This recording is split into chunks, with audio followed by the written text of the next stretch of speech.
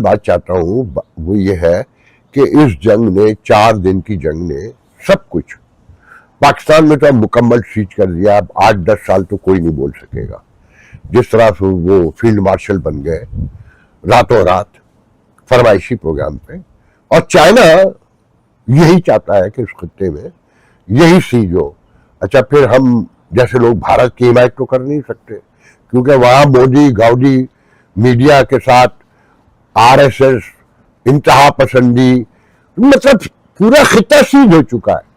और चाइना किसी तौर पे भी नहीं चाहेगा। फिर इंटरनेशनल कम्युनिटी में भी जो पाकिस्तान का वजूद है, उस एंगल से देखें तो एक प्रॉस्पर जमहूरियत तो उनको चाहिए नहीं है ना, और कभी रखी भी नहीं गई। अब चाइना कहता है कि बलूचिस्तान में आप बड़ा ऑपरेशन करें, हम आपके साथ हैं, और हर जगह शाना बशाना आपके साथ है, हर चीज प्रोवाइड करेंगे। कराची में चाइनीज कौंसल जनरल ने गवादर के हवाले से कोई प्रोग्राम था, तो वहां खड़े होकर कहा कि दहशतगर्दी के खिलाफ चाइना शीशा पिलाई हुई दीवार की तरह आपके साथ खड़ा है। बलूचिस्तान में आपको जो वसाइल चाहिए होंगे हम देंगे।